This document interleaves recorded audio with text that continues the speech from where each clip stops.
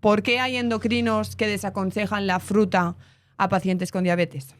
Hay muchísimos endocrinos y médicos en general, médicos generales, que no suplementan, porque yo me he visto analíticas de mis pacientes con vitamina D en 8, 10 y 12, a los que les han dicho, bueno, no te preocupes, todo el mundo tiene déficit de vitamina D. Eso es así. Empieza a haber una tendencia a inyectarse insulina para perder peso. Ahora se ha visto, ¿no? Creo que era Ozempic, que se le ha relacionado con retinopatía. No sé si se pueden usar más a largo plazo o son de una duración más a corto plazo. Bienvenidos y bienvenidas a todos y a todas al podcast de comiendoconmaria.com, el podcast donde hablamos de alimentación y nutrición basándonos en la ciencia, donde te explico de forma fácil y sencilla cómo comer sano, pero sobre todo cómo crear un estilo de vida saludable para que con ello ganes salud. Bienvenidos y empezamos.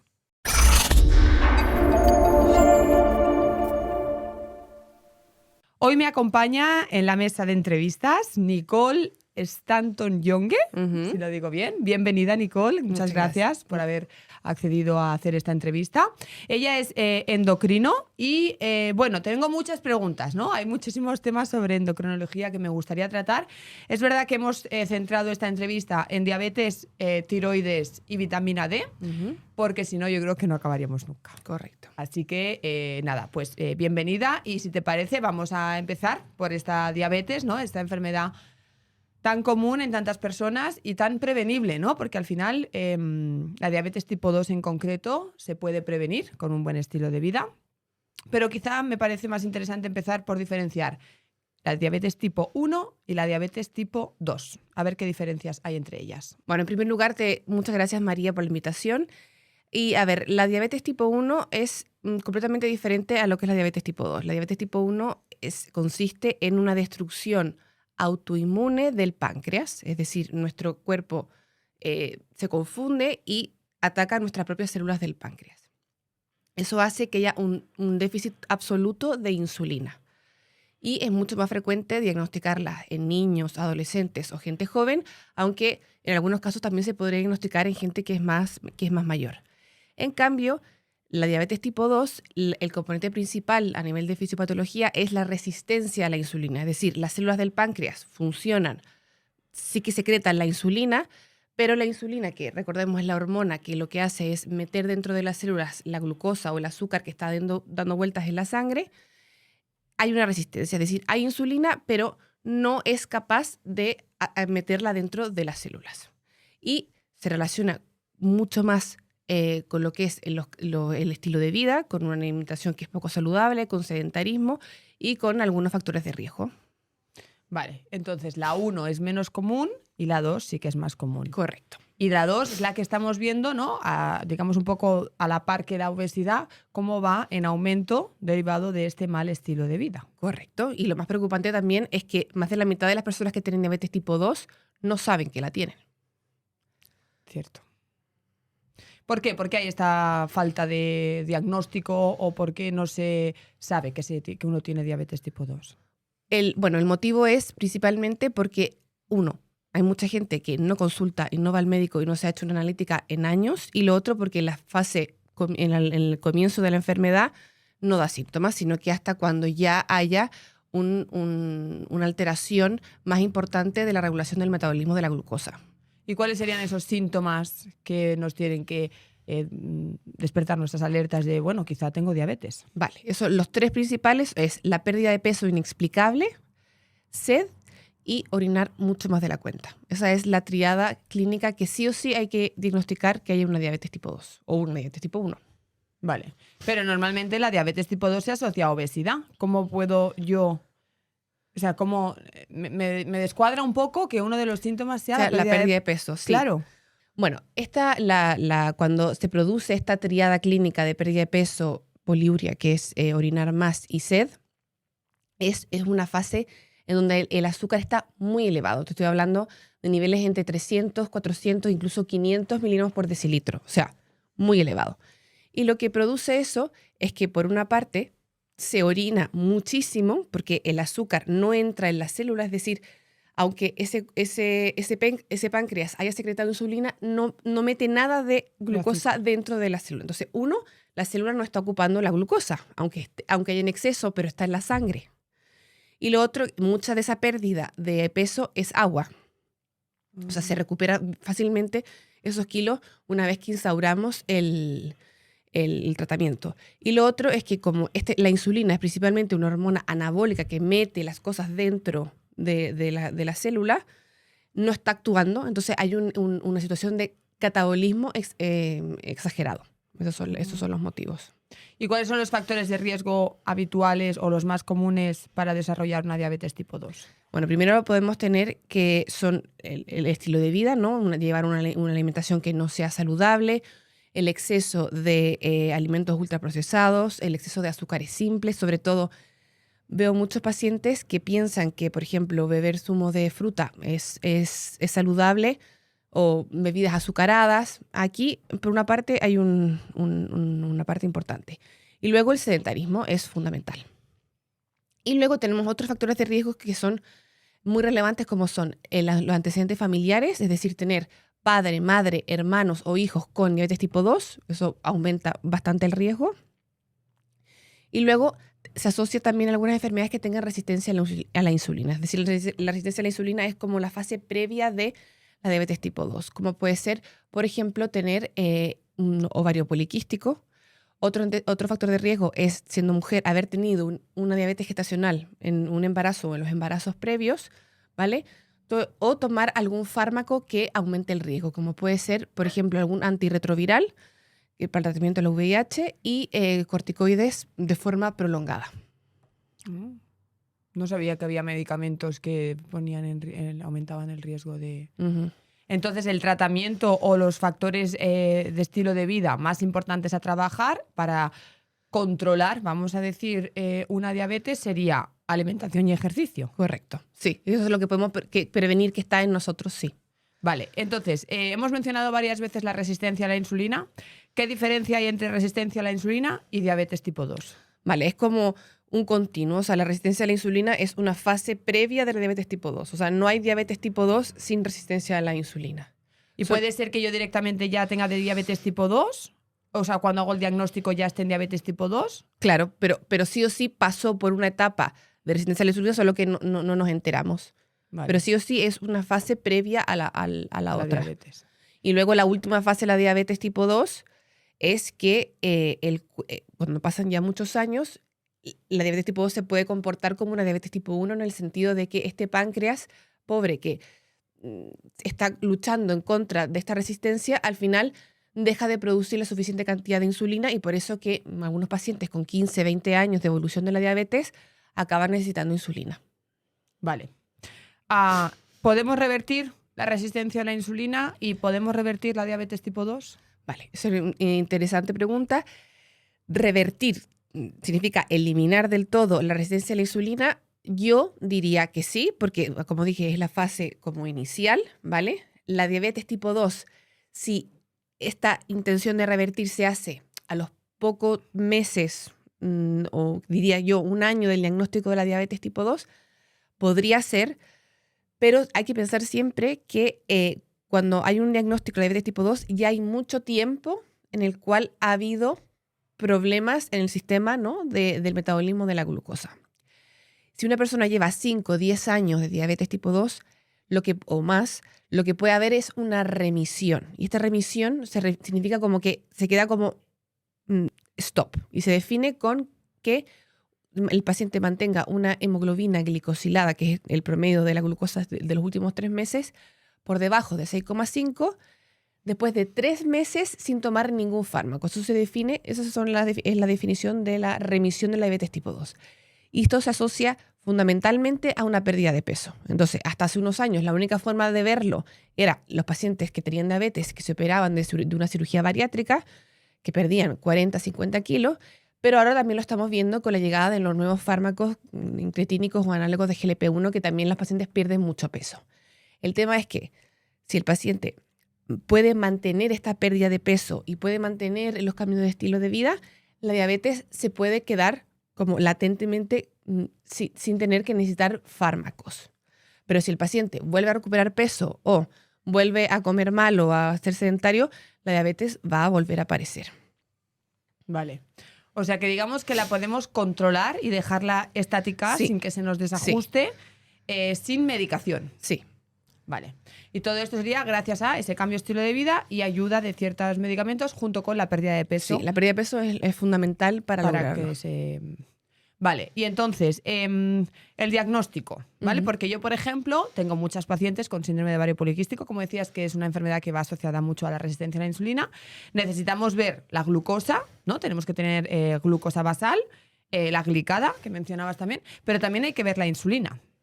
Es decir, ¿no? Necesito como esos 3 parámetros para calcular el índice OMA y a partir de ahí, pues ver si hay resistencia a la insulina o la diabetes, no sé ya si solo con la glicada y la glucosa es suficiente. Sí, para hacer el diagnóstico de diabetes sería suficiente. No necesitamos el OMA para hacer el diagnóstico de diabetes tipo 2. Sí que te puede ayudar el OMA a ver un poco qué tan resistencia a la insulina hay, pero eso también se podría ver viendo al paciente. Si hay un paciente que tiene una obesidad, ¿no? central, una obesidad centrada aquí en el abdomen, está asociado a otras como hipertensión, el colesterol alto, pues ya sabes, o tiene en el examen físico, vemos que tiene acantosis nígricas o algocordones, que son hallazgos que ya te dicen, ese paciente tiene resistencia a la insulina, igual no haría tanta falta. O sea, yo veo el OMA, yo lo veo más útil al revés. En pacientes que tienen SOP, que quieres ver cómo estás para evitar que llegue, ¿no? a una diabetes. Claro, pero porque yo me encuentro mucha resistencia de endocrinos de mirar según qué parámetros, especialmente la insulina, ¿no? Es como, no, la insulina me han dicho que no me la miran. Y yo pienso, entonces, ¿cómo vamos a ver si hay un OMA positivo o no? ¿Y cómo podemos entonces ver la resistencia a la insulina? Que sí, que puede ser que si tienes problemas de pérdida de peso, pues eso, ¿no? Un perímetro abdominal por encima de 89, 92 o... ¿no? Un estilo de vida tal y el SOPI. Sí, vale. Todos los indicadores marcan que sí, que hay una... Pero necesitamos como confirmarla. ¿O no crees que sea tan necesario? Las guías no lo consideran necesario. Por eso puede ser que la mayoría de endocrinos no lo hagamos. Pero también yo que sí que veo, quizá es una forma de que el paciente lo vea reflejado en la analítica. Si lo ve en el asterisco, mira, tengo esta insulina, tengo esta glucosa, podría ser útil. Pero así si somos estrictos, la guía clínica no es imprescindible medirlo, pero sí que puede tener su utilidad. Vale. ¿Y una diabetes no controlada, qué consecuencias puede tener para la salud? Porque retinopatías, ¿no? Quiero decir, me parece de suma importancia que quien nos esté escuchando entienda que no es, tengo el azúcar alto. Exacto. O sea, a la larga eso, amputaciones, no sé si nos puedes explicar un poco. Una diabetes mal controlada a largo plazo, ¿qué consecuencias puede tener para nuestra salud? Las complicaciones se dividen en 2 principalmente. Microvasculares, que significa que afectan al pequeño vaso, que son las primeras en producirse, y macrovasculares, que afectan al grandes vasos. Dentro de las microvasculares, las principales son la retinopatía, es decir, afecta a los vasos más pequeños del cuerpo, que son los de la retina. Por eso, cada cierto tiempo tenemos que hacer fondos de ojo en el oftalmólogo. Luego, incluye la afectación renal del riñón, es decir, lo que primero pasa es que se produce un aumento de la filtración y lo que se ve reflejado es que hay un aumento de la microalbúmina en la orina. Luego ya eso pasa a tener deterioro en la función renal. Y de hecho, la diabetes es una de las principales causas en el mundo y en este país de enfermedad renal crónica y de hemodiálisis. Así de importante es. Y el otro, a nivel de microvascular, es el tema del pie diabético, ¿vale? Por eso que es fundamental que el paciente, pues por lo menos 2 veces al año vaya al podólogo y se evalúe también la sensibilidad. Porque hay personas como... el principal problema es que los pacientes pierden la sensibilidad, utilizan zapatos, por ejemplo, puede entrar una piedra, como no lo notan, se va formando una herida que no lo notan, hasta que la herida pues ya está establecida, sumado a que hay problemas de cicatrización. ¿Por la diabetes?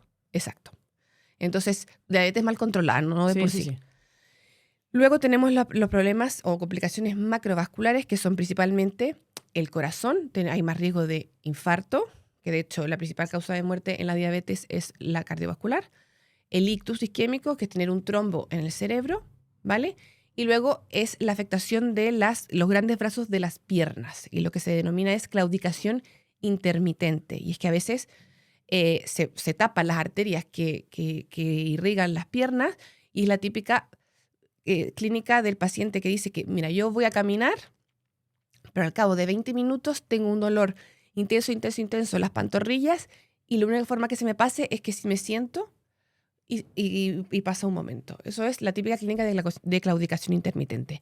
Y esto a la larga puede llevar a amputaciones, que menos mal cada vez son menos frecuentes, pero sigue ocurriendo. ¿Y qué puede hacer que una diabetes esté tan mal gestionada? ¿Falta de adherencia del paciente al estilo de vida o...? Y el tratamiento. Y al tratamiento. A ver, hay que entender que la diabetes tipo 2 es una enfermedad crónica y es pesado. O sea, la mayoría de pacientes necesitan 2 o 3 fármacos a lo largo de la vida para manejar bien la diabetes. Y eso cansa. Tomar cada día una pastilla cansa. Y seguir toda la vida una dieta y un estilo de vida cansa. Claro, pero ves, esto es algo que a mí me molesta. Me molesta porque cuando la gente me dice, no, es que tengo diabetes, tengo que vivir a dieta. No. Bueno, y es como, chico, tienes que cuidarte, como tiene que cuidarse el que no tiene diabetes. Sí. Y tu alimentación es que no es tan diferente a una persona que no tiene diabetes. Porque es que al final la pauta nutricional para una persona con diabetes es comer sano. Obviamente no puedes estar cada día bebiendo zumos, refrescos, comiendo bollería, ultraprocesados, comida precocinada, obvio, pero como cualquier otra persona que tiene que cuidarse sin más. De hecho, lo que acaba de decir es lo que yo le digo a mis pacientes, exacto. Es como, tú no tienes que hacer una dieta en especial. Es lo mismo que, también hay otra cosa que se ve mucho, es, no, a veces me da hambre y como cosas de los niños, de mis hijos. Y yo digo, es que tus hijos tampoco deberían estar comiendo las galletas y los zumos. O sea, que en casa no deberían entrar. Efectivamente. ¿Y no te parece que a nivel general, especialmente a nivel ambulatorio, hay muy poca educación en diabetes? Yo cuando me viene un paciente con diabetes, noto que no entiende la enfermedad, no sabe lo que le pasa a su cuerpo y no sabe cómo tratarse, vamos a decir, o cómo cuidarse, ¿no?, para esa diabetes. Tienes toda la razón y yo creo que, a ver, la mayor parte de la población se maneja en la salud pública, en donde a veces los médicos de cabecera tienen los pacientes citados cada 8 o 10 minutos. Yo entiendo que en esos 8 o 10 minutos no te da el tiempo para hacer una buena educación. Pero claramente el problema está, eso no hay ninguna duda. Por supuesto que hay gente que lo hace bien, pero por supuesto que yo incluso me atrevería a decir que la mayoría de las personas con diabetes no entienden lo que tienen y no se le ha explicado ni tampoco los riesgos que se asocia. Estoy totalmente de acuerdo. Y que igual ahí, no sé, yo creo que si hiciéramos un poquito de hincapié en eso, en que el paciente entendiera y en esa prevención, ¿no? Y luego ya, si está el diagnóstico, pues en ese tratamiento, pues al final habría una prevención muy grande de esas consecuencias más graves. Correcto. Hay que intentar. De ahí también que nosotras, el gremio de los nutricionistas, ¿no?, luchemos tanto por estar, ya no te digo en hospitales, es que en atención primaria, porque es que ya no haría falta ni llegar a ese segundo nivel. Absolutamente. Vale, entonces, vamos al tratamiento farmacológico. ¿Qué diferencia hay entre el que toma insulina y el que toma otro tipo de medicamentos orales, como puede ser la metformina o, bueno, otros medicamentos? ¿Cómo actúa cada uno? Vale, siempre hablando de la diabetes tipo 2. Sí. Vale, pues la gran mayoría de las personas van a ir bien con pastillas, ya sea 1, 2, 3. La mayoría necesita entre 1 y 3 pastillas diferentes. Pero hay 2 situaciones en especial que el paciente con diabetes tipo 2 va a necesitar insulina. Y es, 1, puede ser que al diagnóstico, es lo que te dije, cuando está esta clínica cardinal que denominamos, que es la pérdida de peso, la poliuria y la sed, eso significa que el paciente, su insulina no le está funcionando. Entonces, al diagnóstico de ese paciente, por algunas semanas o 1 o 2 meses, va a necesitar insulina. Luego, cuando ya está todo controlado y el azúcar baje de nuevo, se pueden introducir los fármacos y el paciente puede mantenerse años con fármacos. Pero al comienzo, en ese paciente tan sintomático, se tiene que pinchar insulina. Y luego, el otro motivo es también lo que había dicho antes, es dependiendo de los años de evolución. Como ya cada vez vivimos mucho más y tristemente cada vez diagnosticamos más precozmente la diabetes tipo 2, hay personas que llevan 40, 50 años de diabetes. El páncreas igual no dura 40, 50 años y al cabo de 20, 30 sí que se necesita una ayuda y se comienza habitualmente con una dosis, por ejemplo, de insulina lenta, pero yo tengo en el hospital pacientes que se pinchan lenta y rápida porque lo necesitan. Vale. ¿Y qué hay de estos nuevos medicamentos? ¿Son tan efectivos como dicen? Aparentemente, yo por lo que veo en consulta, solo explican los beneficios, pero no los perjuicios. Ahora se ha visto, ¿no? Creo que era Ozempic, que se le ha relacionado con retinopatía. No sé si se pueden usar más a largo plazo o son de una duración más a corto plazo. ¿Se están utilizando todos? ¿No? ¿Qué nos puedes decir? Porque luego de aquí desencadena Mounjaro y Wegovy, que ya son como más diseñados para el tratamiento de la obesidad. Un poco a ver si nos pones a aclarar con toda esta medicación, porque bajo mi punto de vista, yo creo que está perfecto, es un medicamento que nos ayuda al tratamiento de la diabetes, a la pérdida de peso en el caso de pacientes con obesidad, pero no creo que se estén respetando los criterios de prescripción, porque al final hay gente que no necesita esa medicación, que está tomando esa medicación. Entonces, ¿qué está pasando ahí? Exacto. Aquí hay una mezcla de cosas, como tú bien dices. A ver, efectivamente, el Ozempic, que la molécula es semaglutida, es la misma molécula que Wegovy, pero a una dosis menor. O sea, el Ozempic llega hasta 1 miligramo y el Wegovy llega hasta 2,4. Pero es la misma molécula. Luego esta misma molécula está como fármaco oral, que se llama Rybelsus, que también es un antidiabético oral. Entonces, la llegada de estos fármacos sí que no podemos negar que ha sido un antes y un después, porque hasta ahora nunca se había visto tanta pérdida de peso con nada. O sea que, salvo con la cirugía bariátrica, pero como no vamos a entrar en eso, es algo mucho más invasivo y por supuesto no está indicado por la mayoría de las personas. Entonces, ¿es eficaz? Sí que es eficaz, muy eficaz. ¿También es eficaz en la pérdida de peso? Bajo ningún punto de vista. El problema es que yo creo es que hay que darlo a la persona indicada. Y siempre acompañado de cambios de estilo de vida. O sea, lamentablemente, ¿va a funcionar aunque comas mal? Sí, lamentablemente va a funcionar. Entonces, ahí cuesta, ¿no? Porque si una persona ve que pierde peso aunque coma mal, claro, es difícil hacerle cambiar, pero la gente tiene que entender que en esta pérdida de peso hay grasa y músculo. Y la pérdida de músculo está asociada a muchas otras complicaciones. Entonces, tiene que estar acompañada de un cambio de alimentación y de ejercicio para preservar la masa muscular. Pero sí que es indudable que han sido un antes y un después. Pero yo creo que el tema está en la correcta... en el sistema público, para que esté financiado, tiene que cumplirse con ciertos criterios, si no, no te lo hace. O sea, si yo en el hospital pongo que quiero poner un Ozempic y no cumplo con los criterios, al paciente no se lo van a financiar, y lo tiene que pagar de su bolsillo. Ya, pero yo te digo, veo gente que le da igual gastarse 100, 200, 300 euros al mes si van a conseguir perder peso. Sí. De hecho, hace relativamente poco también salió una noticia como que estaba un poco en el mercado negro. Sí. O sea, ya como traficamos y todo con este tipo de medicamentos. Eso es verdad. Claro, yo creo que es importante poner sobre la mesa las consecuencias que pueden tener para especialmente los que no deben tomarlo, porque al final yo creo que la persona solo ve, voy a perder peso. Sí, es que ese es el tema. Se enfocan... A ver, perder peso es muy difícil. Eso lo Aparte, sabemos. ¿qué pérdida hay de grasa y qué pérdida hay de músculo con estos, o depende del estilo de vida? También depende absolutamente del estilo de vida. También lo que pasa mucho es que, como este fármaco principalmente actúa, entre otras cosas, pero quitando el hambre, la gente come muy poco, pero igual come una comida al día y esa comida la comen mal. Entonces, claro, además es que aparte, hay una desnutrición. Ahí voy. Eso al final se traduce en desnutrición. Absolutamente. Porque yo tengo pacientes que a lo mejor hasta como... Yo de llegar a decirle tengo una paciente que yo la vino a consulta, ¿no? Y llevaba 5 años con el Ozempic. Y claro, cuando yo tenía SOP, ¿vale? Y derivado del SOP es ARI, sí que es verdad que había obesidad. Bueno, yo le pregunto, pues mira, llevo 5 años tomándome esto, y cuando yo le digo, ok, ¿cuál es el objetivo? O sea, como... ¿Hasta dónde? ¿Hasta dónde? ¿Qué te ha dicho el endocrino para que te lo vas a tomar de por vida? ¿Te lo vas a tomar? Porque claro, has dejado de perder peso y ahora ¿qué hacemos? ¿No? Es como... pues es que no lo sé. Claro, esa es la otra. ¿Cómo no lo vas a saber si es tu salud? Te estás inyectando una cosa que no sabes ni lo que es, no sabes ni por cuánto tiempo. No... ¿Cómo puede pasar esto? O sea, es que no.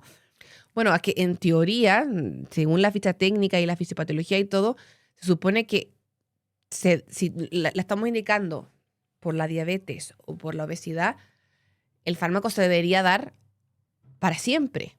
Si es que porque si lo quito va a dejar de actuar. No es que se va a producir un efecto rebote porque haya producido algún daño a nivel del sistema. Pero si un paciente está con la dosis máxima, ha perdido peso, se deja de pinchar, obviamente va a volver a tener más hambre. O sea, todo se va a volver un poco a su reset habitual. Pero claro, el problema es que si sabemos que son seguros de momento, pero los estudios que se han hecho no han durado toda la vida. Tanto tiempo. Claro, es que esto es algo que la gente tampoco entiende. Es un medicamento muy nuevo al cual no tenemos estudios a largo plazo, entonces no podemos saber tampoco consecuencias. Nadie puede asegurar nada, pero sí que de momento, o sea, yo quiero transmitir que sí que son seguros, son muy eficaces cuando se lo indicamos a la persona que corresponde, pero sí que, claro, por supuesto que si lo utilizamos mal, tiene sus consecuencias. Bueno, al final no deja de ser un medicamento y como tal, todos los medicamentos a la larga pueden tener efectos, sí. El tratamiento de la diabetes tipo 2 con comorbilidades, como puede ser esa enfermedad renal, ¿tiene el mismo tratamiento que si no las tiene? Solemos ser más estrictos en pacientes que tienen más comorbilidades o factores de riesgo cardiovascular. Porque está demostrado que a un menor nivel de azúcar, pues disminuye el riesgo de progresión de la enfermedad y del riesgo cardiovascular. Y también lo otro es que en estos pacientes se suelen utilizar fármacos que han demostrado que tengan un beneficio tanto a nivel renal como a nivel cardiovascular, como pueden ser, por ejemplo, los inhibidores de CGLT2 o glucosúricos. Ahí vamos a poner más, un poco más estos de fármacos. medicación.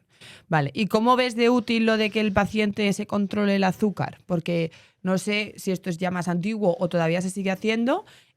Muchos pacientes tienen como un librito de glucemias. No sé si esto se sigue haciendo y si se sigue haciendo, ¿cuán útil te parece? Porque al final, ¿qué margen de error tenemos de que el paciente lo haga bien o no?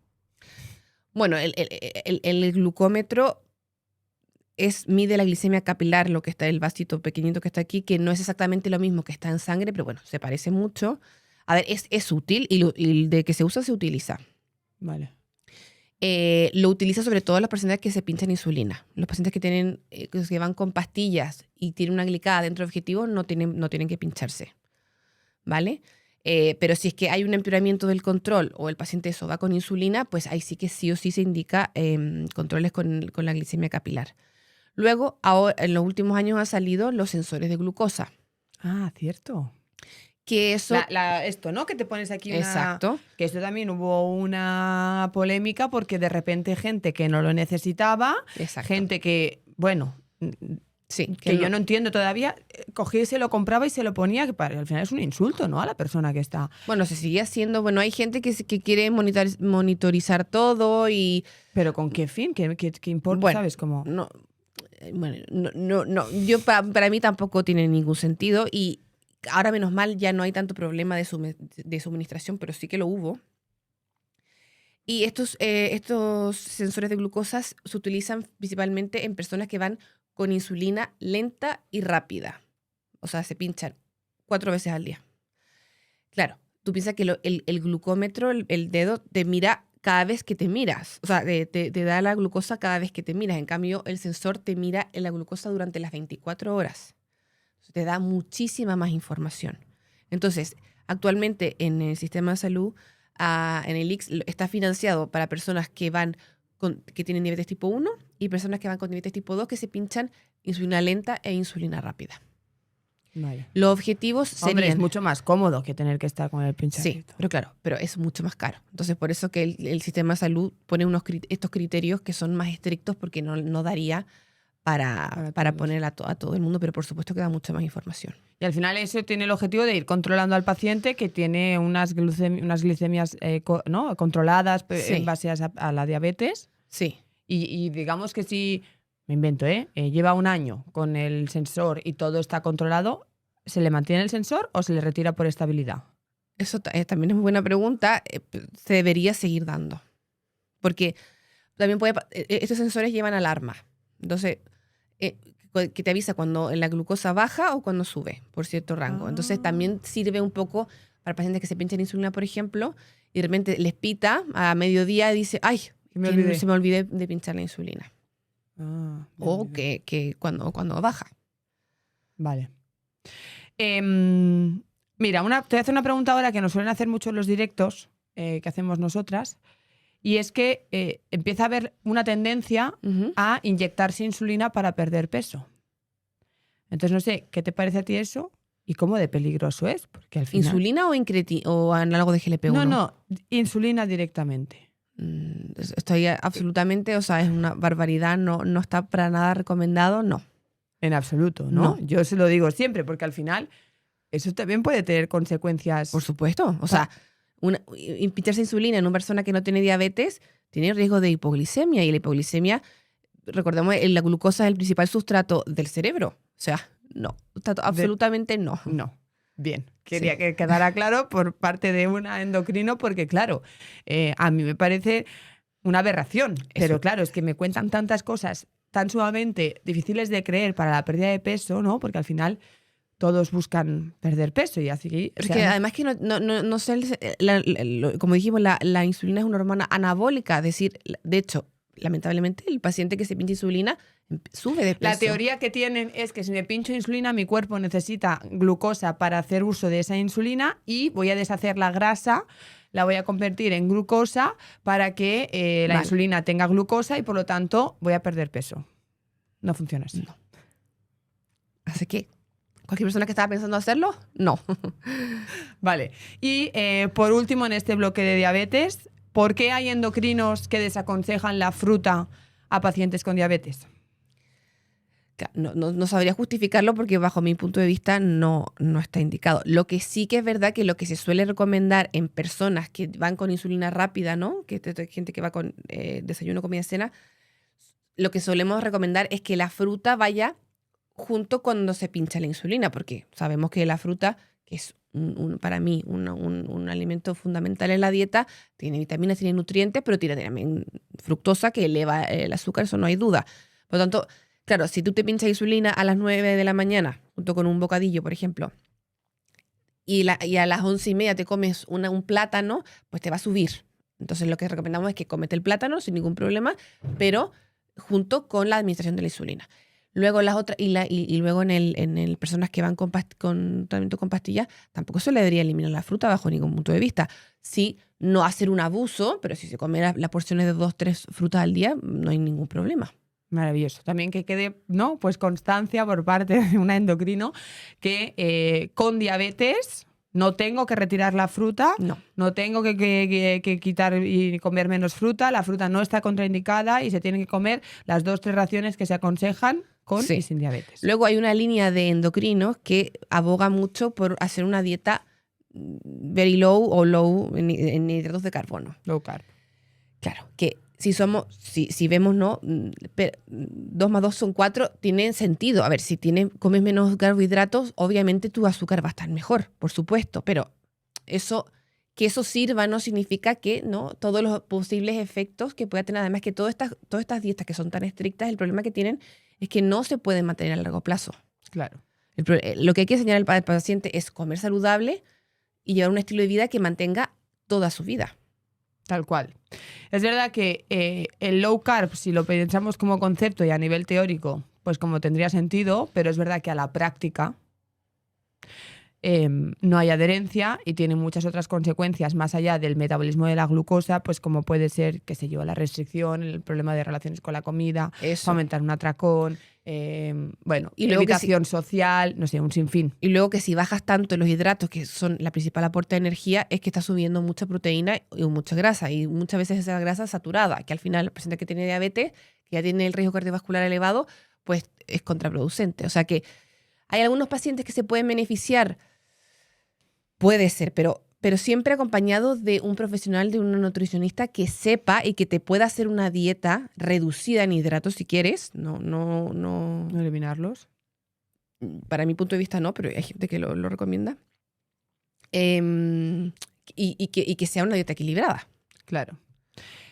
También se ha visto, y hay muchos defensores, de que la keto es maravillosa para la diabetes.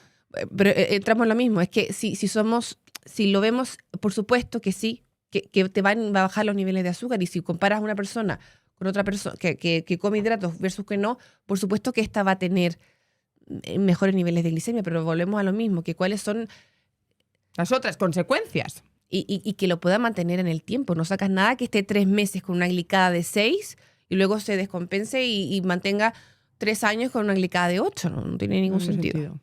Además, yo creo que una low carb hoy en día es una alimentación saludable porque hay una sobreingesta de harinas, de procesados, de todo tipo de azúcares libres y añadidos, que cuando tú corriges eso y lo pones en un contexto de alimentación saludable, para el que comía así le puede parecer una low carb. Es que al final las raciones de carbohidratos diarias tienen que ser 3, no 8 ni 10, como mucha gente toma, por lo tanto. Bueno, pues dejando claro todo el tema de la diabetes, tanto los factores de riesgo como las causas, tratamiento, alimentación, entremos a hablar de la tiroides. ¿Qué es la glándula tiroides y qué funciones tiene en nuestro organismo? ¿Por qué es tan importante? Vale, pues la tiroides es una glándula que está aquí en el cuello, que tiene forma de mariposa y es fundamental porque secreta las hormonas tiroideas, que son la T3 y la T4. Sin embargo, la orden la envía a la hipófisis, que es secretando la hormona TSH, que es básicamente la que medimos y que puede ser que a la gente más le suene. Y es importantísima porque la hormona tiroidea es fundamental en la participación del metabolismo de las células, principalmente. A nivel general de nuestro organismo, ¿es reguladora, podríamos decir, de todo el cuerpo? Sí, exacto. Todas las células tienen receptores para la hormona tiroidea. Vale, entonces tenemos enfermedad por falta de función tiroidea, ¿no? Y enfermedad por exceso de función tiroidea. Correcto. Es más habitual la patología por falta de función, que sería el hipotiroidismo, que el hipertiroidismo, ¿no? Correcto. Al menos yo en consulta veo mucho hipotiroidismo y a lo mejor he tenido 2, 3 casos de hipertiroidismo. Es así. Vamos a empezar, si te parece, por el hipertiroidismo, que yo creo que al ser menos común, pues se resume antes. Entonces, el hipertiroidismo es cuando mi hormona tiroidea funciona en exceso. Correcto. ¿No? Que esto desembocaría en la enfermedad de Graves. Exacto. O sea, la enfermedad de Graves es la principal causa, junto con el bocio multinodular, de hipertiroidismo. La enfermedad de Graves es una enfermedad autoinmune en donde se forman anticuerpos que engañan a la tiroides. Es decir, la tiroides tiene un receptor donde se debería unir la TSH que viene de la hipófisis y en vez de unirse la TSH se une este anticuerpo y la engaña y le dice que tiene que secretar mucha más hormona de lo que realmente necesita. Y la otra causa es el bocio multinodular, que es principalmente en zonas donde hay un déficit de yodo, en donde la glándula tiroides, el yodo sabemos que es esencial para la hormona tiroidea, o sea, de hecho, cada molécula de la hormona tiroidea, la T4, tiene 4 moléculas de yodo y la T3 tiene 3, o sea, así de fundamentales. Cuando hay un déficit de yodo por la dieta, la tiroides se agranda y se forman nódulos, y a veces estos nódulos se vuelven como autónomos, ¿no? Y dejan de ser regulados por la forma normal que sería la TSH y se produce el hipertiroidismo. ¿Cuál sería el tratamiento del hipertiroidismo? Porque si no tengo mal entendido, hay que hacer tratamiento con yodo radioactivo o extirpación de la glándula tiroides. Esas dos son los tratamientos definitivos, o dar... hay una tercera opción que es, de hecho, la que más utilizamos, porque le damos esa opción, es dar fármacos antitiroideos, que el más frecuente es el tirodril, que lo que hace que es un fármaco que inhibe la formación de la hormona tiroidea, pero no actúa a nivel del problema, que es los anticuerpos. De hecho, no hay ningún fármaco, se está desarrollando y hay desde hace tiempo, ¿no? Porque la causa, ¿no? Si la causa es los anticuerpos, ¿por qué no doy algo para frenar estos anticuerpos? Pues ha sido muy difícil y de momento no existe. Entonces, lo que se hace es usualmente dar durante 12 a 18 meses estos fármacos, esperando que la propia cuerpo se autorregule, baje los niveles de anticuerpos y baje esta activación. Vale. ¿Y este sería el más común, el tratamiento con el tirotril? Sí. Vale. Y si no funciona, entra el tratamiento con el yodo o con en algunos casos la cirugía. Vale. ¿Y es verdad que de un hipertiroidismo puedo pasar a un hipo? Bueno, sí es que hemos hecho Las 3 tratamientos del hiper sí que pueden llevar a un hipotiroidismo. Si me paso de dosis del tirodril, luego el yodo sí que puede producir hipotiroidismo y luego la cirugía sí o sí te va a provocar un hipotiroidismo. De hecho, las personas tienen que saber que van a pasar de tomar una pastilla del hiper para tomar el hipo, pero es mucho más fácil de controlar el hipotiroidismo que el hipertiroidismo. Y luego hay otra situación y es que puede ser este receptor que mencioné de la causa de la enfermedad de Graves. Estos anticuerpos pueden, habitualmente estimulan la tiroides, pero aunque es menos probable, pueden hacer que al revés, que como que apaguen la función de la tiroides. Entonces, estos pacientes pueden tener estos anticuerpos positivos y tener un hipotiroidismo. Y a su vez, ahora creo que hablaremos del hipo, ¿no? Sí. La enfermedad de Hashimoto es la causa principal, ¿no?, de hipotiroidismo, pero lo hablaremos ahora, es una destrucción de la glándula por estos anticuerpos, es decir, nuestro cuerpo se confunde y la destruye. Habitualmente se diagnostica en la fase de destrucción, es decir, cuando ya la pobre tiroides ya está reducida de tamaño y no tiene células suficientes para producir su hormona tiroidea. Pero podría ser que diagnostiquemos la fase de inflamación. Primero hay una inflamación y luego está la destrucción. Entonces, sí, en ese caso sí que puedes pasar de un hiper a un hipo.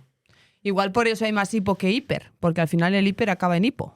¿No? No siempre, pero es que el tema es que hay muchísimas más causas de hipo que de hiper. Vale. Entonces, síntomas de un hipertiroidismo. Vale. Porque yo creo que es, ¿no? Ojos saltones. Los ojos saltones son lo más característicos que es la enfermedad de Graves, porque estos anticuerpos que engañan la tiroides también están presentes en el tejido conectivo que está alrededor de los músculos del ojo. Y por eso que la característica son estos ojos saltones, se retrae el párpado superior, hay sensación de ojo rojo, etc. Esto no ocurre en todos los pacientes que tienen hipertiroidismo por enfermedad de Graves, pero sí que es muy característico y llama mucho la atención. Los síntomas principales son la pérdida de peso. Entonces, también la gente suele no consultar, porque como la gente quiere perder peso, lo ve como algo bueno. Luego, temblor, sobre todo, si le decimos distal, ¿no? Le pedimos al paciente que nos ponga así el dedo y suele temblar la falange distal. Van más al baño, pueden o no tener diarrea, pero van con mayor frecuencia al lavabo. Sudoración, palpitaciones, intolerancia al calor. O sea, puedes estar en esta habitación y yo digo, uy, qué calor que hay aquí, y tú puedes estar vestida como estás ahora. Esos son principalmente... y luego nerviosismo, que se puede confundir con ansiedad. Entonces, son muchas las mujeres, porque las mujeres tienen mucha más frecuencia de enfermedades autoinmunes, que consultan por esta clínica y habitualmente son diagnosticadas erróneamente de ansiedad, cuando realmente tienen un hipertiroidismo. ¿Sabes que también me han preguntado que si se pueden tomar pastillas? El Eutirox, digamos, es el que hace que funcione la tiroides, ¿no? Pues me han llegado a preguntar, ¿y si me tomo Eutirox para perder peso? O de venir de hacer dietas en las que les han pautado Eutirox para pérdida de peso. Ahora que decías tú eso de que no quieren consultar, hasta ese punto hemos llegado, ¿eh? Para que tengas constancia. Ya. Bueno, entonces, nos metemos en el hipotiroidismo. Sí. ¿Puedo tener hipotiroidismo subclínico? ¿Enfermedad de Hashimoto? ¿Y alguna otra? ¿O serían las dos que... las patologías? O sea, el hipotiroidismo se define por tener una TSH alta y una T4 libre baja. La T4 libre es la principal hormona que está en la sangre, por eso que se mide esa. Entonces, cuando está esas dos cosas se llama hipotiroidismo clínico. O cuando la TSH está por encima de 10. Vale. Es subclínico cuando la TSH está por encima de 4, que suele ser el corte de la mayoría de los laboratorios, pero la T4 libre funciona bien. Es decir, la hormona está compensando, la tiroides está forzándose, pero la orden de la hipófisis le está diciendo, oye, necesito más. Puede ser que se quede en un hipotiroidismo subclínico para siempre, o lo más frecuente que pasa es que sea una fase. Y entonces yo te estoy viendo la foto ahora que es un subclínico y en unos meses o años más sea un clínico. Dentro de eso, la causa más frecuente es en países yodosuficientes es la tiroiditis de Hashimoto, que se forma por estos anticuerpos, pero también a nivel mundial la principal causa de hipotiroidismo es el déficit de yodo también, porque si no tenemos yodo, no tenemos la materia prima para secretar la hormona. Vale, entonces, cuando yo veo una TSH por encima de 4 con una T4 libre en rango, ¿se tiene que medicar? Vale, lo que dicen las guías es que de rutina no a todas, no. O la guía dice que no, salvo algunas excepciones, que serían la mujer que está buscando embarazo, la embarazada por supuesto, niños, y si es que tiene síntomas. Y ahí entramos en la parte que es muy discutible porque los síntomas de hipotiroidismo son tremendamente inespecíficos.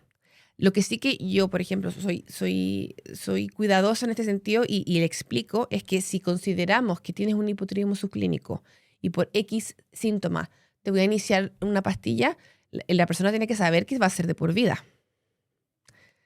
Entonces yo creo que antes de eso habría que volver a mirar una segunda analítica y luego ver los anticuerpos, ver si se puede hacer algún tratamiento con cambio de estilo de vida, con alimentación. Vale. Porque la TSH en sangre, cuando hacemos una analítica, tengo entendido también que puede variar por muchos motivos. Muchos motivos, sí. Como que es muy ¿no? Fluctúa mucho. De repente puedo tener la TSH en 5 y hacer una analítica la semana que viene y volverla a tener en 2. Sí, puede pasar. ¿Y por qué? ¿Qué puede hacer que la TSH salga alterada? Porque es que la TSH, como tú bien dices, se ve afectada por muchos otros factores, pero sí que es verdad, o sea, quizás de una semana a otra no va a variar tanto, pero por ejemplo, no se debería mirar la TSH en situaciones de enfermedad, porque está clásicamente, o sea, se llama síndrome de tiroideo enfermo, cuando tenemos alguna enfermedad o cuando están ingresados en el hospital, no son momentos de mirar la TSH porque no reflejan correctamente la función de ella. Vale, entonces, si nos metemos en la tiroiditis de Hashimoto, volvemos a una enfermedad autoinmune, que aquí entonces el cuerpo ataca a nuestra glándula tiroides para destruirla. Correcto. Esa destrucción hace que no se secrete la T4 y la T3 y por lo tanto haya esa disfunción del tiroides. Correcto. Vale. ¿Cuál sería el tratamiento del hipotiroidismo de Hashimoto?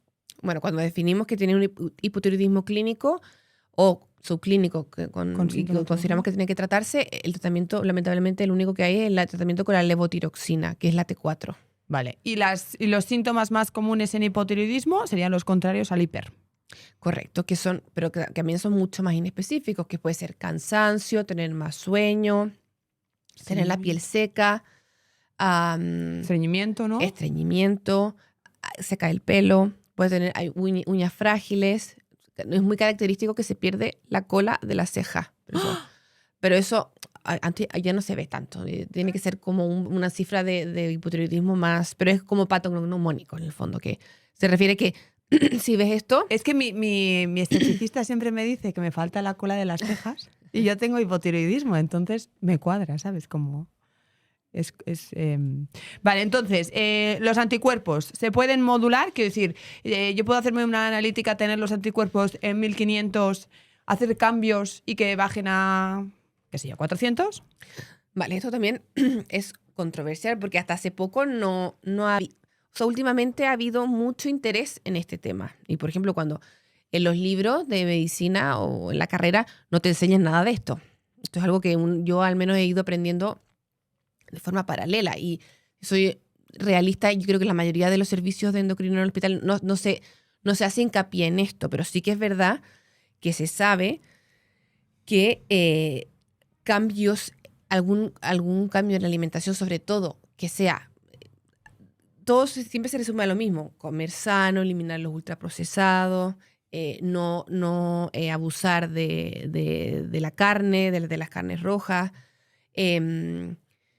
y luego asegurar unos correctos niveles de yodo, de selenio, de hierro, de zinc, de vitamina D. Todo esto que no hace falta a todo el mundo medirle todo esto porque no acabaríamos nunca, pero sí que comer variado y saludable para asegurarnos que todos estos micronutrientes estén dentro del rango normal y que la tiroides funcione bien. Yo siempre les digo 2 nueces de Brasil que te cubren el selenio y la sal yodada. O sea, es como las únicas cuestiones que tienes que... Y luego, evidentemente, de lo que has mencionado, ¿eh? Pero por cubrir estos 2 minerales tan esenciales, yo os digo 2 nueces de Brasil, sal yodada. Ahí nos aseguramos de que cubrimos el selenio y el yodo y a partir de ahí, pues ya, estilo de vida saludable. Correcto. Vale, entonces, hemos dicho que el hipotiroidismo se asocia a un aumento de peso. Sí, eso también es otro tema, porque mucha gente... A ver, sabemos que la tiroides es esencial en el metabolismo y eso ya lo dijimos que es su principal, ¿no?, función. Pero para que el hipotiroidismo explique un aumento de peso considerable, ¿no?, que explique una obesidad, que sería un índice de masa corporal de momento definido por encima de 30, el hipotiroidismo tiene que estar muy mal controlado. Es decir, una TSH de 7 sí que puede explicar que te cueste perder peso y que digas, no entiendo por qué si sigo todo a rajatabla me cueste tanto perder peso. Pero no va a explicar que aumentes 10 kilos. Es lo que quiero entender. Bien, esto me parece muy interesante porque es que la pregunta del millón también, que es súper frecuente, es, claro, es que como tengo hipotiroidismo no pierdo peso. No. Bueno, pero vamos a ver, si tú tienes un hipotiroidismo controlado, con tu TSH en rango, con todo adecuadamente en orden, no es el hipotiroidismo lo que no te deja perder peso. O sea, igual puede ser que hay personas, que no sé si lo hablaremos después, que aunque tengan la TSH en rango y la T4 libre en rango y todo, se encuentran bien. O sea, a ver, yo he visto pacientes TSH de 80 con T4 libre indetectable que los he llamado para decir, mira, me ha saltado la alarma del laboratorio. Ah, bueno, sí, que estoy un poco más cansada. Y otra gente con TSH de 9 que no se encuentran bien. O sea, hay una variedad de sintomatología impresionante en este tema. Pero sí, lo que dices tú es totalmente verdad. Y luego está el tema de los nódulos en la tiroides, porque a veces puedo tener nódulos y que no afecten. No sé si los nódulos son más característicos del hiper o del hipotiroidismo. ¿Y qué significa tener un nódulo? ¿Qué es eso? ¿Como una masa ahí que ha crecido de la nada? ¿O qué desarrolla el nódulo? ¿Cómo es un poco todo esto? Vale. El tema de los nódulos efectivamente son muy frecuentes. Tan frecuentes que puede llegar a ser hasta 6 de cada 10 personas que tengan un nódulo, dependiendo de cómo hagamos el diagnóstico. Por autopsia, claro, es mucho más prevalente. Por examen físico solamente somos capaces de percibir cuando mide más de 1 centímetro. Entonces, la causa real de por qué se forma un nódulo no se sabe. No se sabe por qué. Sí que hay factores de riesgo que predisponen a la formación de esto, que puede ser un bajo consumo de yodo, un crecimiento anormal de las células de la tiroides, tener una tiroiditis de Hashimoto también predispone a formar nódulos. Y luego está el cáncer de tiroides, que afortunadamente es muy poco frecuente, o no tan poco frecuente, pero menos frecuente que dentro, o sea, de 10 nódulos, uno va a tener un cáncer, a eso me refiero. Pero no, tampoco es tan poco frecuente. Eso es por una parte el nódulo en sí. Habitualmente el nódulo es benigno y no está relacionado con la función. Es decir, el nódulo es una cosa y la función es otra. Pero sí que es verdad que a veces este nódulo se puede volver autónomo. ¿Qué quiere decir? Que pierde la regulación de la TSH y va por su propia cuenta. Y eso es una causa de hipertiroidismo que se llama adenoma tóxico. Suele ser un nódulo que mide unos 3-4 centímetros y va a su bola. El tratamiento de eso es el yodo. ¿Pero y si quitamos el nódulo? Es difícil porque no se puede quitar solo el nódulo. En la tiroides o haces una lobectomía que quitas la mitad o quitas toda la glándula. Y el tratamiento del adenoma tóxico con el yodo, habitualmente el paciente queda con una tiroides normal, a diferencia de los otros motivos. Vale. Luego puede ser que esta tiroides, también lo que explicamos, en una zona de déficit de yodo, esté más grande y tenga muchos nódulos. Y que alguno de esos también se vuelva autónomo y también eso es otra causa de hipertiroidismo. Pero la mayoría de los nódulos no tienen que ver ni con hipo ni con hiper. Vale. ¿Y el estrés o la alimentación pueden influir en la aparición del nódulo, desarrollo o...? El estrés no se ha demostrado que afecte y el tema de la alimentación, por el tema del yodo, sí. Por la falta de yodo. Vale. Vale, y entonces, el tratamiento sería Eutirox, Sí. ¿no? En función de cómo está la TSH, pues una dosis u otra, entiendo. Correcto. Y una vez más, como siempre, el estilo de vida. Sí. Vale, y para saber si uno de estos nódulos es benigno o maligno, ¿simplemente es biopsia? ¿O cómo se...? Sí, lo primero, no todos necesitan biopsia. Lo que sí hay que hacer siempre es una ecografía y en función del tamaño del nódulo y de las características se hace como una puntuación y dependiendo del número, pues hay que seguir ese nódulo, o algunos ni siquiera hay que seguirlo y el otro, si es que hay suficiente sospecha, hay que hacer una biopsia con una aguja fina, que es con el mismo ecógrafo, yo veo el nódulo y con una aguja muy finita saco una muestra para mirarla en el microscopio. Vale, hay muchas personas, tampoco sé por qué, que se niegan a tratarse, como no quieren tomarse el Eutirox de por vida, y entonces me vienen y me dicen, María, quiero una alimentación para revertir mi hipotiroidismo. Yo siempre les digo, no existe. Quiero saber si realmente no existe, porque yo creo que no existe, pero... No, o sea, si ya yo diagnostiqué un hipotiroidismo clínico y tengo anticuerpos antitiroides y tengo en la ecografía una glándula atrófica, no hay otra cosa que hacer. O sea, y lo peligroso es que si no se trata de ese hipotiroidismo, se puede llegar a lo extremo que se llama un coma mixedematoso, que puede llegar a causar la muerte. O sea, que es muy poco frecuente. Yo he visto unos 3, 4 casos en el hospital, pero que van a la UCI. Claro. Es que yo pienso, la gente se suplementa de todo y no es capaz de tomarse una pastilla minúscula, porque además es minúscula, que yo la tomo para tratar una patología crónica que hay que tratar. Sí, o sea, independiente es, o diferente es que te salga la TSH de 6, tengas los anticuerpos bajitos y sepas que tú puedes hacer cambios, ¿no?, en tu estilo de vida y valorar si acaso hay un déficit o una anemia por déficit de hierro o el tema del selenio, podría ser. Pero ya cuando hay un hipotiroidismo establecido es que no, se tiene que tratar. Perfecto, qué bien. Entonces, pasemos a la vitamina D. Esto, el hipotiroidismo y la diabetes. ¿Qué es la vitamina D y por qué es tan importante? ¿Por qué hablamos de vitamina y hay quien dice que es una hormona? Cuéntanos un poco. Vale, pues vamos a comenzar diciendo que realmente es una hormona. ¿Por qué? Porque la vitamina se define como una sustancia que el cuerpo que se tiene que dar de forma exógena porque el cuerpo no es capaz de secretarla. En cambio, la vitamina D sí que somos capaces de secretarla con la ayuda del sol, pero sí que somos capaces de secretarla. Y luego también una definición de hormona es una sustancia que se secreta en una glándula y hace acción en otra. Pues la vitamina D hace eso. O sea que eso no hay duda, es una hormona. Vale. ¿Y por qué es tan importante? Pues porque tiene un rol principal en lo que es el tema de la absorción del calcio y del fósforo, es decir, en la salud ósea, pero también porque se ha vuelto tan de moda y es porque hasta hace unos años se pensaba que esa era su única función, pero luego se ha visto que la mayoría de las células del cuerpo tiene receptores para la vitamina D.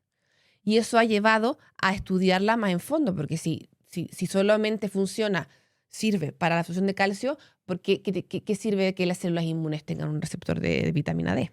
Y ese es el motivo de por qué hoy en día tiene tanto revuelo.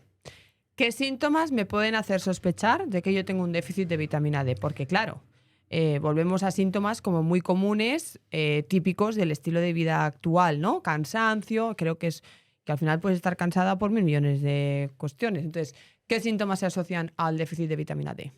Si somos estrictos, el único síntoma o la última causa de que yo pueda notar tener un déficit de vitamina D sería tener síntomas de hipocalcemia. El tener el nivel de calcio bajo en sangre. Todo lo otro no se puede atribuir sí o sí a que es la falta de la vitamina D. Ya podemos ponernos, ¿no? Se asocia, ¿no?, a mayor tasa de enfermedades autoinmunes, de infección, de diabetes. Pero todo eso son síntomas de todas esas patologías. Si solamente nos regimos por la vitamina D, es la hipocalcemia y luego cuando ya es a largo plazo o es muy severa, es el raquitismo y la osteomalacia, que son las principales síntomas o clínicas de enfermedades que se relacionan al déficit de esta vitamina. Pero esto es muy poco común hoy en día. Muy poco común. Vale. Sí. ¿Cuándo puedo decir que tengo déficit? Vale.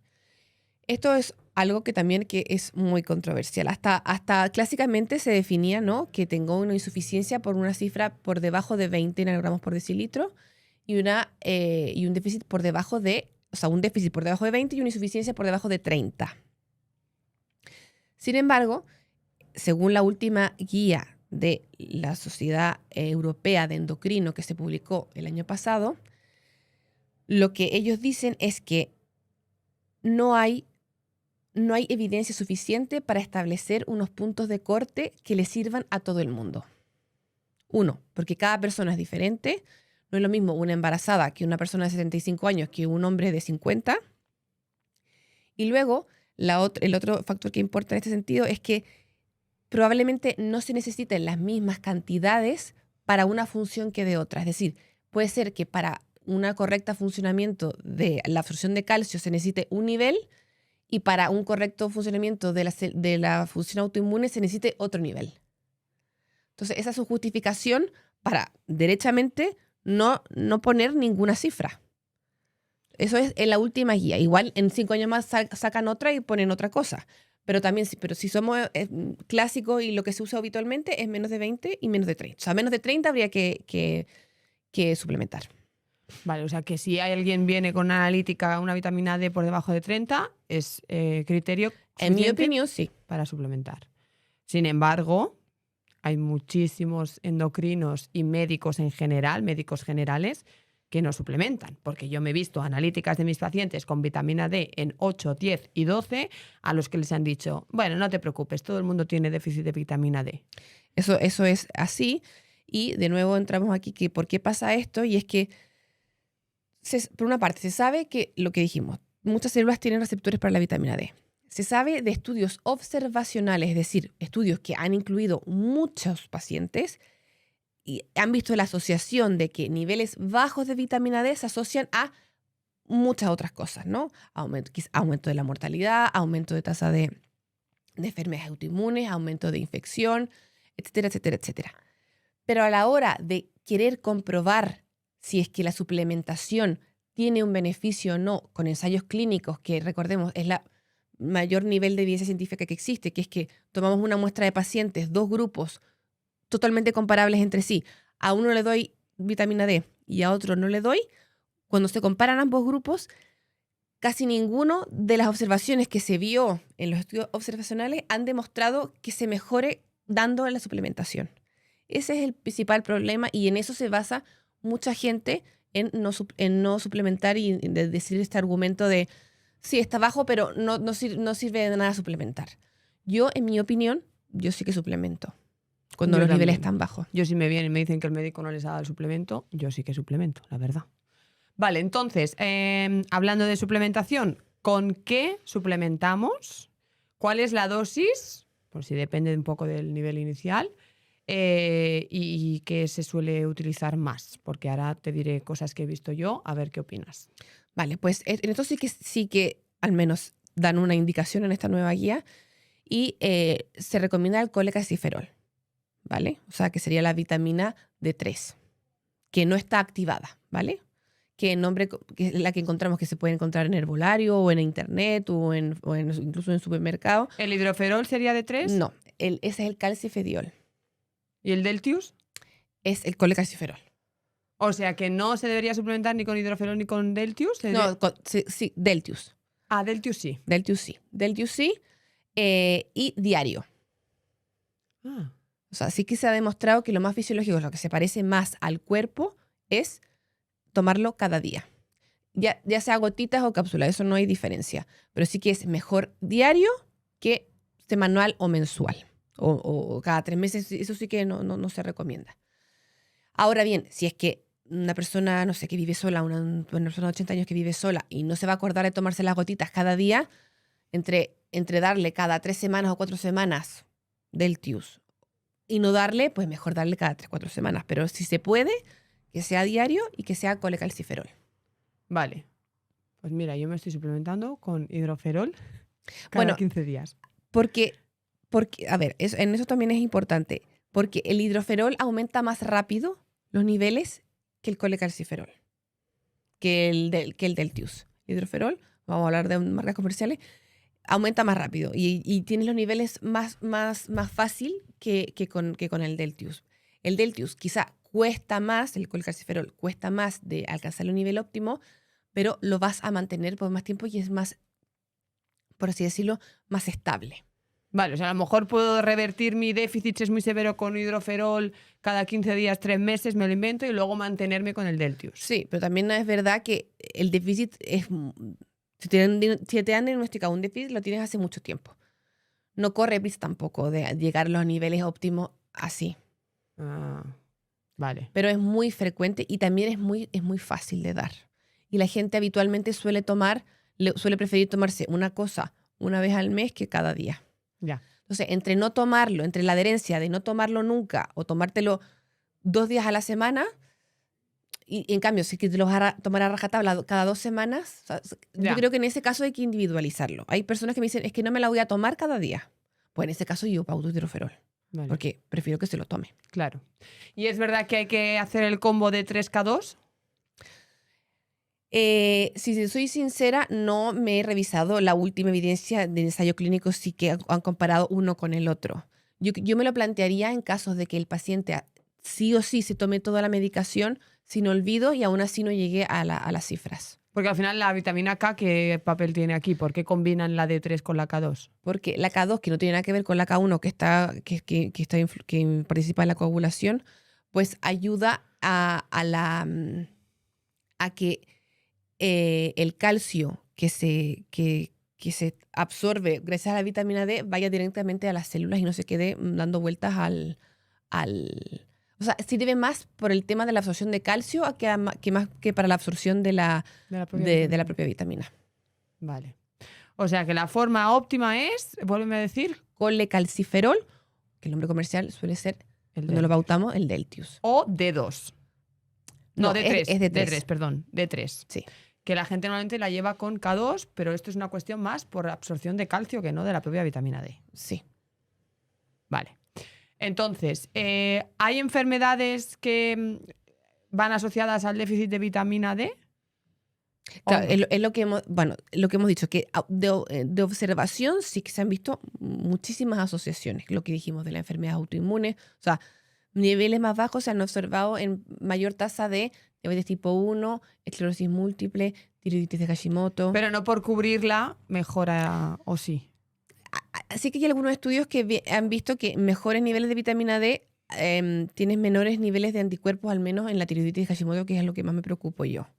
Pero este es el tema, que no se ha demostrado que dando suplementos mejore la evolución de estas enfermedades. Salvo, sí que se ha demostrado, es que dando suplementación, las personas que tienen prediabetes tienen menor riesgo de progresar a diabetes. Anda. Eso sí que sí. Vale. Igual que existe un riesgo por un déficit, existe un riesgo por un exceso, porque claro, aquí estamos con, hay riesgo de vitamina D, la vitamina D es fundamental, la vitamina D es súper importante, vitamina B, entonces la gente de repente se toma 3 suplementos, un multivitamínico, un no sé qué, y la vitamina D, y de repente está haciendo una sobredosis de vitamina D que al final puede conllevar a un exceso de vitamina D. Exacto. ¿Esto sería peligroso también? Sí. Más no es mejor. O sea, hay que tomar la dosis que toca. Ahora, me preguntaste de la dosis habitual. A ver, lo que recomienda esta guía es que una dosis entre 1000 a 2000 unidades día es segura y de hecho que no habría que incluso ni que monitorizar con analítica porque no te vas a pasar Vale. de ello, ¿vale? Pero por supuesto que una dosis excesiva de vitamina D tiene el riesgo de tener hipercalcemia. Y yo he visto pacientes ingresados con un calcio elevadísimo porque se equivocó la persona y en vez de hidroferol una vez cada un mes se lo estaba tomando cada día durante 2 semanas. Y eso por supuesto que tiene sus consecuencias. O sea, más no es mejor. Tiene que ser la dosis que toca. ¿Y cuáles son las fuentes naturales más óptimas de vitamina D? ¿El sol? Vale, entonces tenemos que pensar que la vitamina D es una prohormona, es decir, la hormona que realmente actúa en su receptor de las células es la vitamina D que se ha activado 2 veces. Entonces, los pasos que va a seguir es, o bien me la como, ¿no?, a través de la ingesta de la dieta, o bien se produce por la activación de los rayos ultravioleta en la piel. El 80% viene de la activación de la piel. El 20% viene de la dieta. ¿Vale? Luego, esta activación me produce la vitamina D3, ¿no? Luego se va a activar en el hígado y luego se va a activar en el riñón. Y recién después de todo esto va a hacer su acción en la célula. Las principales fuentes de vitamina D que está inactiva en la dieta son el aceite de pescado, el aceite de bacalao, que honestamente no sé si alguien se lo toma. No, yo creo que no.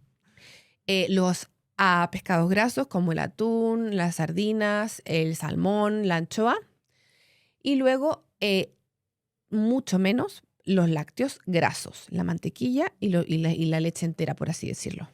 Y luego los alimentos que estén fortificados. En Estados Unidos es mucho más frecuente fortificar con vitamina D, que pueden ser los cereales incluso. Pero el tema es que la dieta nunca va a suplir a la activación del sol. O sea, no puedo tener como única No. fuente de vitamina D No. en la alimentación. No. Y hay que tener ciertas premisas para tomar el sol y que sea solo vitamina D, porque tengo entendido que tienes que exponer una zona grande del cuerpo Sí. y al menos creo que son 10 o 15 minutos. 15-20 se recomienda, correcto. Para que haya una correcta activación a nivel del sol, tiene que estar expuesto a como 30-40% del cuerpo. O sea, tendría que ser, por ejemplo, escote, pierna, o sea, brazos, manos y a veces la parte de arriba en invierno no hay forma de salir así a tomar el sol. Y luego lo otro que pasa es que, porque otro motivo muy, muy frecuente de consulta es ¿por qué hay tanto déficit de vitamina D si en España hay tanto sol? Uno es porque estamos todo el día encerrados, no salimos. De los 12 meses del año nos ponemos vuelta y vuelta uno, ¿no? Con suerte, el que tiene posibilidad de parar todo agosto, ¿no? o julio a tomar el sol. O sea, los niveles no se van acumulando. O sea, por tomar un mes todo el día el sol, no tengo reservas durante todo el año. Eso es un mito, primero. Y luego que, además, por la latitud que tiene España, que está por encima de los 35 grados, la incidencia del rayo ultravioleta hace que sea más efectivo de activar la vitamina D en el horario punta del sol, que es entre las 10 de la mañana y la 1 de la tarde, que precisamente es cuando menos vamos a tomar el sol. O sea que tomamos poco el sol, lo hacemos mal y no lo hacemos a la hora que toca, ¿no? Porque a la vez hay que nos tenemos que cuidar porque no hay duda de que los rayos ultravioleta aumentan el riesgo de fotoenvejecimiento y de cáncer de piel. Entonces, si yo decido trabajar en mi aporte de vitamina D, exponerme al sol, todo como has explicado, ¿me puedo poner protección solar para absorber la vitamina D? ¿O no debería ponerme? Porque claro, entonces aumenta el riesgo de cáncer de piel, por lo que acabas de decir. Exacto. Lo que dicen los dermatólogos es que nos ponemos tan mal el fotoprotector que aunque nos pongamos vamos a seguir absorbiendo la vitamina D, porque se calcula que nos ponemos como un cuarto de fotoprotector de lo que tocaría. ¿Pero por qué? ¿Porque nos ponemos pocas veces o poca cantidad y pocas veces? Ya, y también, no sé, una forma habitual de salir a tomar el sol es haciendo deporte, ¿no? Pues el sudor también arrastra el fotoprotector. O sea que sí que sería mejor tomar el sol sin protector solar, pero lo hacemos tan mal que da igual que lo hagamos o no. Sí, esa es la recomendación de dermatología, sí. Vale. En el fondo, lo que se debiera hacer sería que hay que aprender a vivir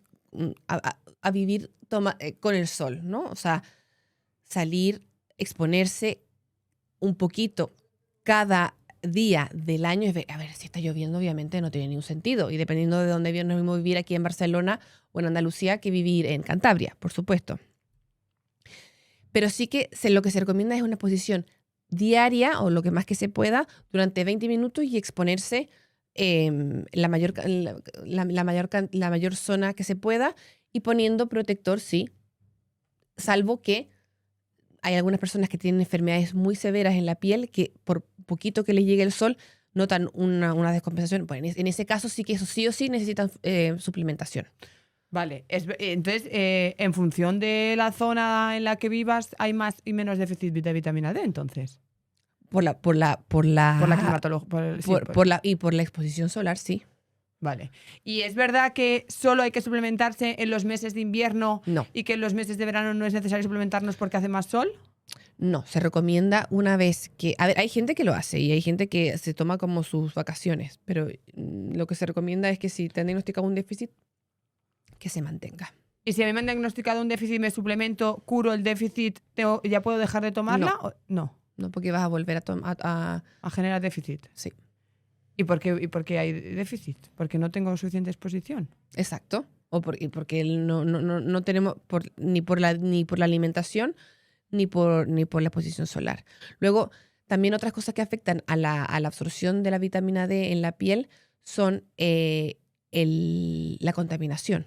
También la contaminación que vivimos y que estamos expuestos, o los disruptores endocrinos, también hacen que el cuerpo sea menos eficaz en activar la vitamina D, tanto en la piel como en el hígado como en el riñón. O sea, además, con la edad, cada vez que pasa más el tiempo, nuestro cuerpo es menos eficaz en hacer esta activación. O sea, vale. Sobre todo. ¿Y hay algún riesgo por cronificar la suplementación con vitamina D? Si se mantiene dentro de los niveles, no. No. No, el principal riesgo sería que nos pasemos de dosis y se produzca hipercalcemia, el calcio alto. Vale. Si no nos pasamos, no. ¿Y qué tiene que ver aquí la paratormona? También está relacionada, ¿no? La paratormona lo que ayuda es en la activación a nivel renal. La paratormona activa a nivel renal la vitamina D. Ayuda, participa en la activación, sí. Entonces, si yo tengo la paratormona baja, a lo mejor... Sí, eso es una causa de vitamina D baja, sí. Pero es muy poco frecuente. ¿Y qué no que la activa en el hígado? ¿O no hay? Hay una enzima que... ¿Y también se mide en sangre? No se suele medir, no. Vale, y entonces, la vitamina D en la salud ósea, su papel es que ayuda a que el calcio... Fomenta la absorción intestinal de calcio y aumenta la reabsorción renal, o sea, hace que en el intestino se meta el calcio de la dieta y luego lo que no se absorbió en el intestino sigue pasando por la sangre, luego pasa por la orina, lo poco que se quedó en el riñón hace que se meta el calcio y el fósforo. Y eso vaya luego al hueso. Y en el hueso actúa también directamente fomentando la producción de hueso, evitando la destrucción. Vale, entonces las personas que tienen patología de salud ósea, osteopenia, osteoporosis... Ellos sí o sí tienen que suplementarse de vitamina D. Vale, pero también de calcio, porque si no... Sí. A ver, sobre todo además que en los ensayos clínicos se ha visto que la mejoría y el menor riesgo de fractura por caídas se ha visto con la suplementación de vitamina D con calcio. Pero luego, a su vez, los suplementos de calcio también tienen su qué. Entonces, no se recomienda que sea mayor de 500 miligramos al día. Yo lo que intento siempre es que forzar por la dieta la mayor cantidad de ingesta de calcio que se pueda, porque sí que se ha visto es que los suplementos de calcio a dosis altas aumenta el riesgo porque se absorbe una cantidad excesiva de calcio y ese calcio va a las arterias. Se aumenta el riesgo de arteriosclerosis y de riesgo cardiovascular. Entonces, yo soy más precavida con los aportes de calcio. Hay algunas situaciones que sí o sí que hay que dar. Por ejemplo, pacientes que tienen el hipoparatiroidismo, ¿vale?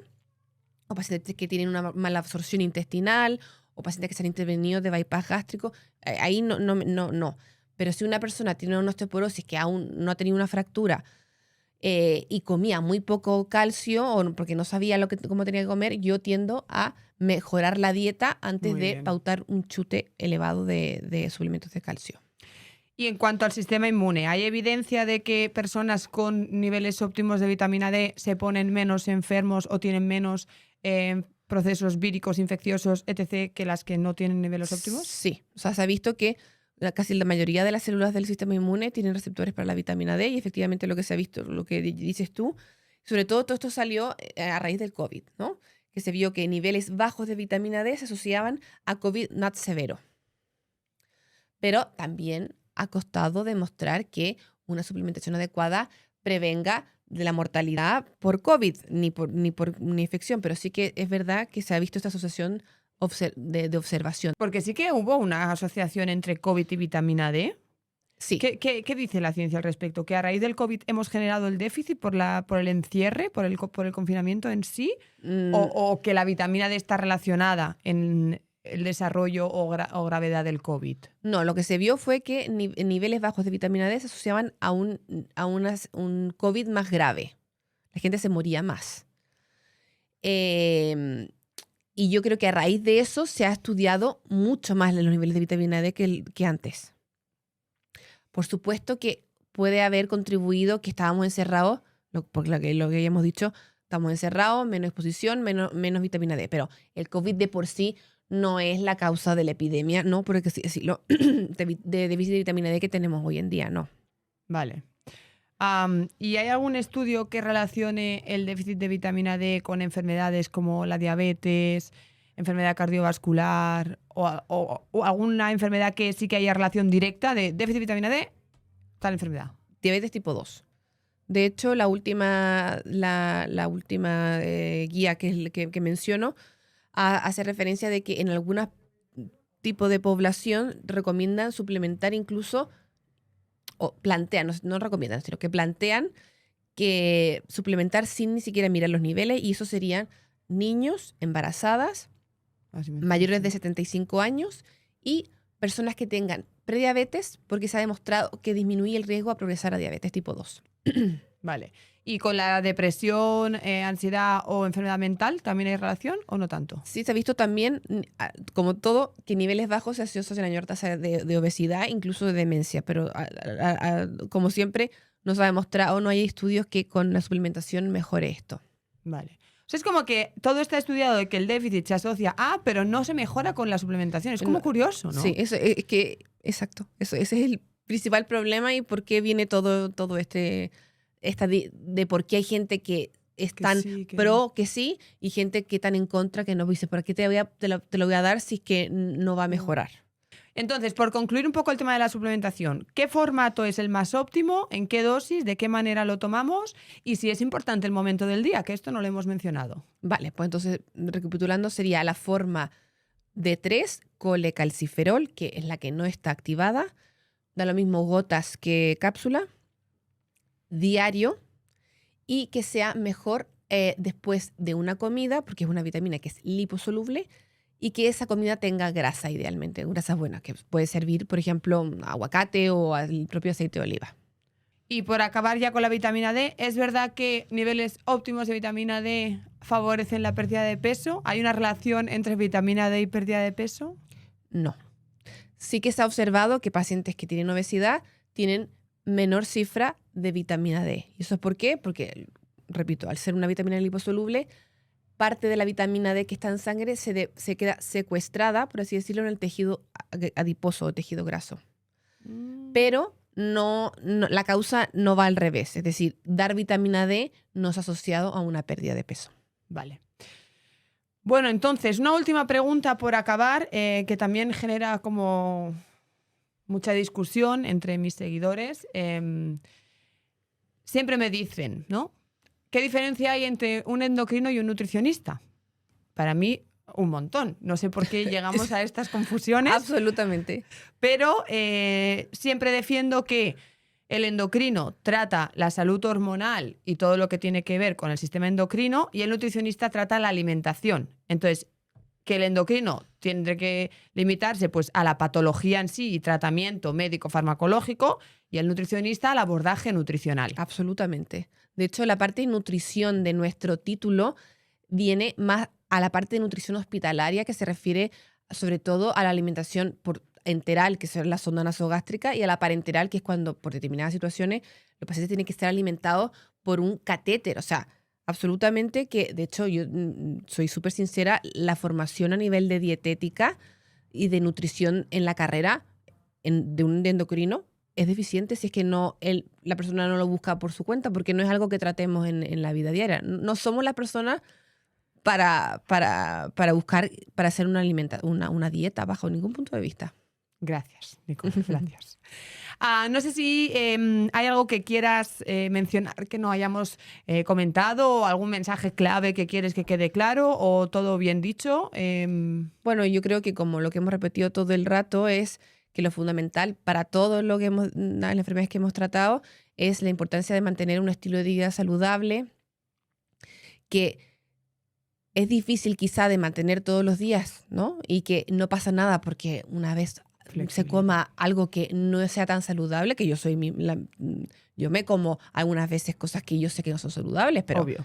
exacto, yo creo que dentro de eso es la propia, pero lo que cuenta es nuestros hábitos que hacemos durante todo el día y la importancia también de salir a pasear, que nos dé el sol, tener una red social y hacer deporte. Vale, pues entonces solo me queda agradecerte una vez más que hayas compartido todo tu conocimiento y este rato, además en tu estado que estás casi a puntito de parir ya, así que muchísimas gracias. A todos los que nos habéis estado viendo, os digo que podéis seguir a Nicole en redes sociales, ella es Salud Endocrina, yo siempre os dejaré, ya sabéis, escrito por aquí en los perfiles, y pues nada, muchísimas gracias también a todos vosotros y nos vemos en un próximo episodio. Adiós. Hasta luego.